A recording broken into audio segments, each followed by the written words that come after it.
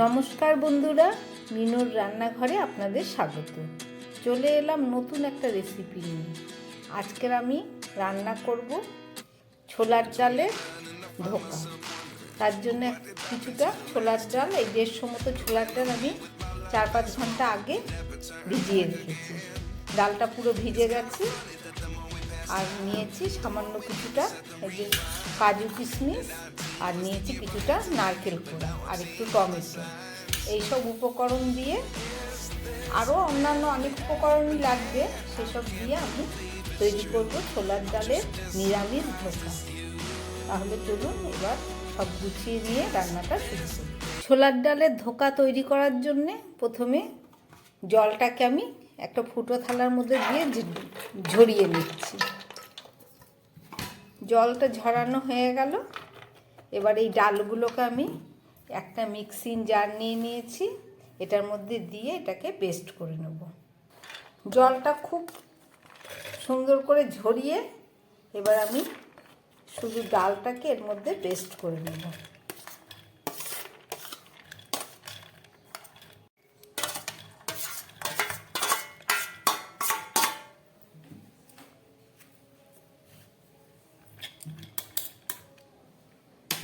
শুধু ডালটাকেই আমি ভালো করে পেস্ট করে নিচ্ছি। ছোলার ডালটাকে আমি মিক্সিতে পেস্ট করে নিলাম। এই যে একদম জল ছাড়া শুকনোই এটাকে ভালো করে পেস্ট করে নিলাম। আপনারা চাইলে এটা শিলনোড়াতেও বেটে করতে পারেন।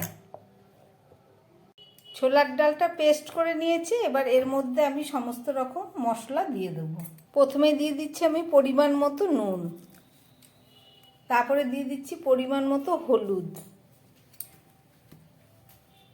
দিয়ে দিচ্ছি পরিমাণ মতো কাঁচা লঙ্কা।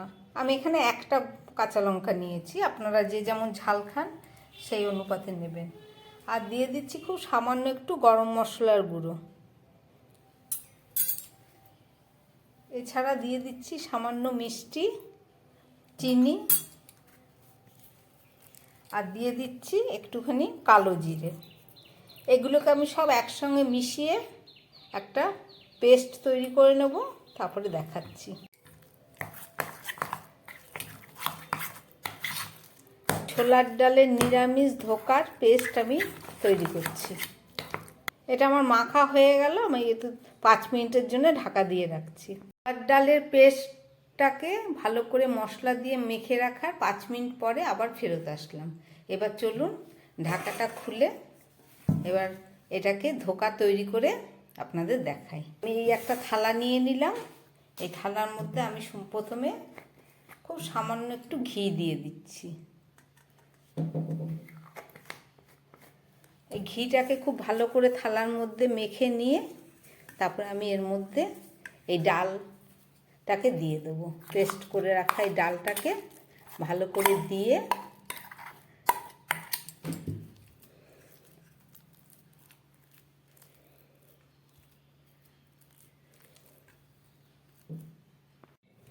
চামচের সাহায্যে আমি এই ডালটাকে পুরো থালার মধ্যে একদম সমান করে বসিয়ে দিলাম। এবার চলুন এটা তৈরি করে আপনাদের দেখাচ্ছি। একটা কড়া বসিয়ে দিয়েছি। এবার তার মধ্যে কিছুটা জল আমি দিয়ে দিলাম। জলটা খানিকক্ষণ গরম হোক, তারপরে এর মধ্যে আমি এটাকে সিদ্ধ করব। কড়াইয়ের জলটা গরম হয়ে গেছে। এবার আমি এর মধ্যে একটা বাটি বসিয়ে দিচ্ছি। এই বাটির ওপরে আমি এই ডালটাকে এর মধ্যে দিয়ে দিচ্ছি।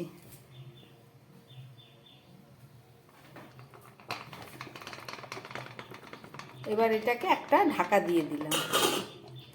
এটা 10 মিনিটের মতো সিদ্ধ হোক, তারপরে ফেরত এসে আবার আপনাদের দেখাচ্ছি। ওইদিকে ডালের পেস্টটাকে আমি একটু সিদ্ধ হতে দিয়েছি, আর এদিকে আরেকটা ছোট ওভেনের মধ্যে আমি একটা কড়াই বসিয়ে দিয়েছি। কড়াইটা গরম হয়ে গেছে। এর মধ্যে আমি দিয়ে দিচ্ছি একটু তেল। খানিকটা তেল দিয়ে দিলাম। এবার এর মধ্যে দিয়ে দিচ্ছি কয়েক টুকরো আলু।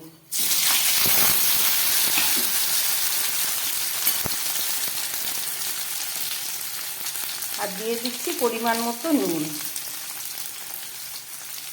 এখানে একটা বড় আলু আছে, আলুটাকে আমি ভালো করে টুকরো করে কেটে নিয়েছি।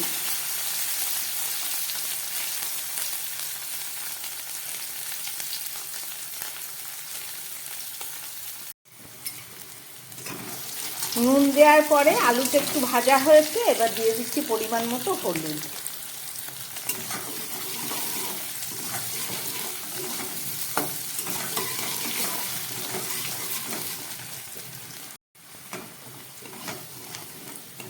নুন হলুদ দিয়ে আমার আলু ভাজাটা হয়ে গেছে, এবার আলুগুলোকে আমি তুলে ফেলবো।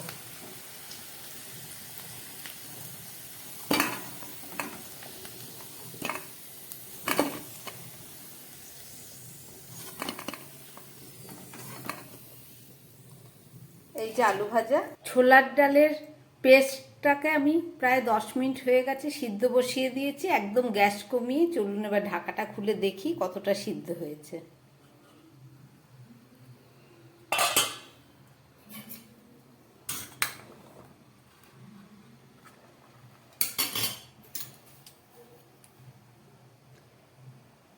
পুরো একদম সিদ্ধ হয়ে গেছে। এবার আমি গ্যাসটাকে বন্ধ করে এটাকে নামিয়ে নেব। সিদ্ধ করা ডালের পেস্ট অনেকটা ঠান্ডা হয়ে গেছে। এবার চলুন এটাকে আমি চাকুর সাহায্যে একটু টুকরো টুকরো করে নিই।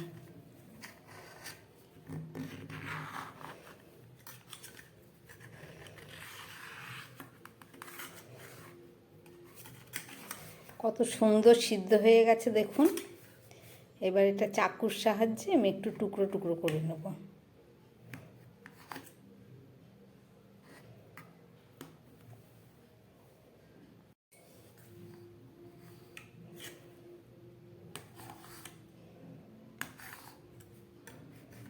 আমি কেটে নিলাম। এবার আরেকটা পাত্রের মধ্যে এগুলোকে বসিয়ে আমি আরও টুকরো টুকরো করে নেব।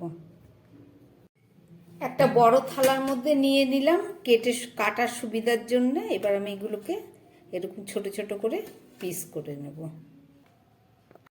ধোকার টুকরোগুলো আমার একদম রেডি হয়ে গেছে দেখুন। চলুন এবার এটাকে রান্না করে আপনাদের দেখাচ্ছি। কড়াইয়ের মধ্যে আলু ভাজার তেলটা ছিল, ওই তেলের মধ্যে এবার আমি এই ধোকার টুকরোগুলোকে একটু ভেজে নেব।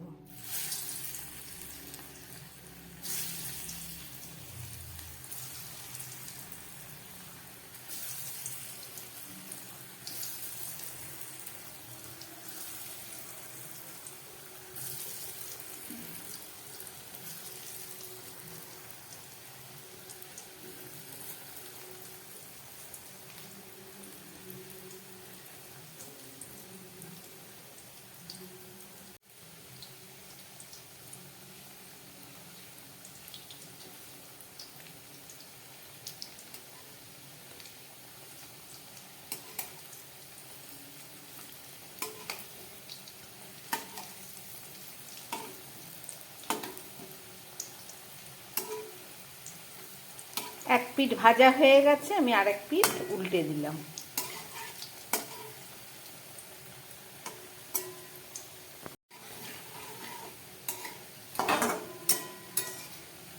আমার ভাজা হয়ে গেছে ধোকাগুলো, এবার আমি তুলে নিচ্ছি।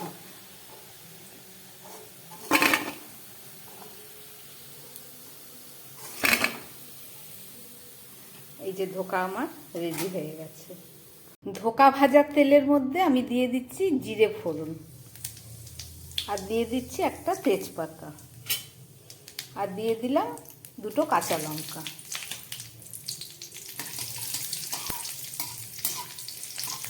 নিরামিষ রান্না। এবার দিয়ে দিচ্ছি 1/2 চামচ মতো আদা বাটা।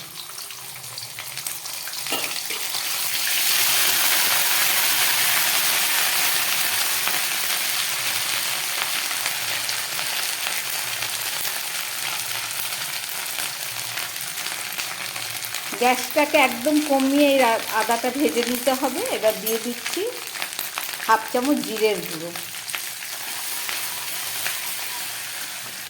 দিয়ে দিচ্ছি 1/2 চামচ ধনের গুঁড়ো, একদম ছোট চামচের 1/2 চামচ দিলাম। এবার দিয়ে দিচ্ছি ভেজে রাখা আলুটা।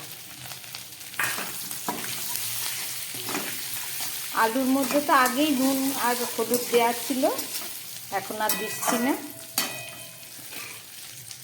এবার দিয়ে দিচ্ছি কয়েক টুকরো টমেটো, একটা টমেটো হাফ দিলাম।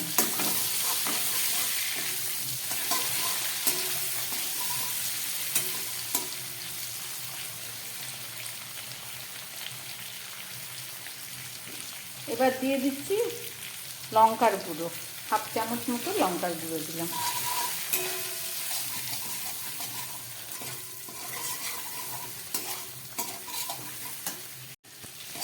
এবার দিয়ে দেবো একটু পুড়ে রাখা নারকেল।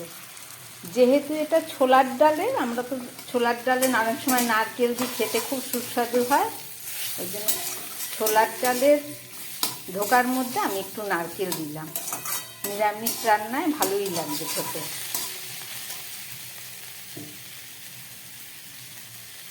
এবার 6-7টা কিশমিশ আমি বেটে নিয়েছি, সেই কিশমিশের পেস্টটা দিয়ে দিলাম। আর 6-7টা কাজু বেটে রেখেছি, সেই কাজু বাটাটাও দিয়ে দিচ্ছি। আর দিয়ে দিচ্ছি খুব সামান্য একটু জল।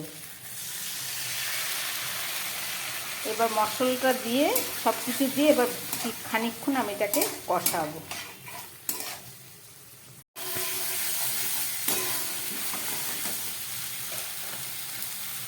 ছোলার ডালের ধোকা রান্না করছি, আমি আলুর সঙ্গে সমস্ত মশলাটাকে কষিয়ে নিচ্ছি।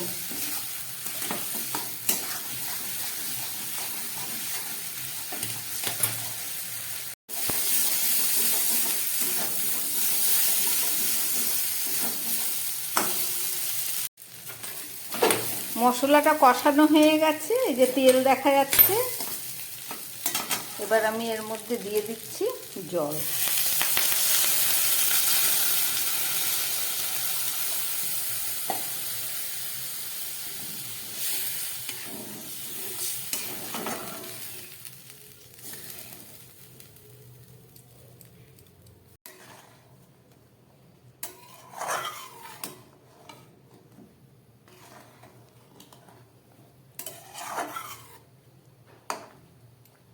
ঝোলটা ফুটে উঠেছে, এবার আমি এর মধ্যে এই ভেজে রাখা ধোকাগুলো দিয়ে দিচ্ছি।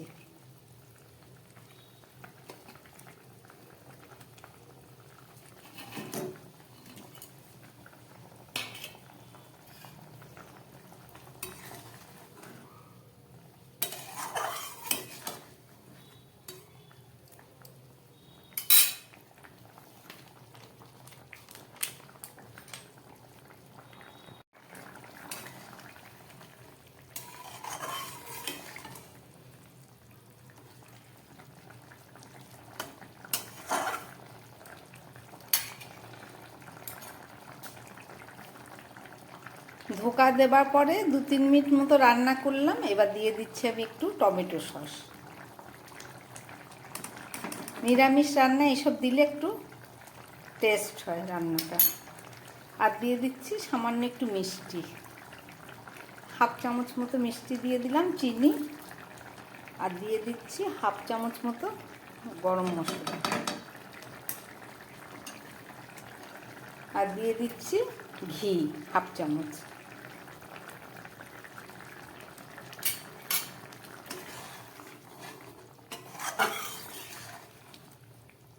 সব কিছু দেওয়া হয়ে গেছে। এবার আমি গ্যাসটাকে একদম কম করে 2-3 মিনিটের মতো রান্না করব। ঢাকা দিয়ে দিচ্ছি, ফেরত এসে আবার আপনাদের দেখাচ্ছি। 2-3 মিনিট পরে ফেরত আসলাম, এবার ঢাকাটা খুলব।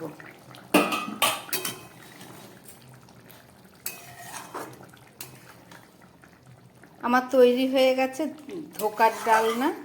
আমি এবার গ্যাসটাকে বন্ধ করে দেবো, একটু ঝোল ঝোল থাক, এটা আবার শুকিয়ে যাবে। ধোকাগুলো সব ঠান্ডা হয়ে গেলে অনেকটাই কমে যাবে। ঢাকা দিয়ে দিচ্ছি, গ্যাস অফ করে দিচ্ছি। ধোকার ডালনা রান্না করার পরে 2-3 মিনিট ঢাকা দিয়ে রেখেছিলাম। এবার আমি ফেরত আসলাম, আপনাদের দেখাচ্ছি। ঝোলটা অনেকটাই টেনে গেছে। রান্না করলাম ছোলার ডাল দিয়ে নিরামিষ ধোকার ডালনা। রেসিপিটা আপনারা দেখলেন, আশা করি আপনাদের ভালো লেগেছে। এই ধোকার ডালনা নিরামিষ পোলাও, লুচি, পরোটা, ভাত সব কিছুর সঙ্গে খেতে পারবেন। এমনকি উপোসের দিনও আপনি এটা রান্না করে খেতে পারেন।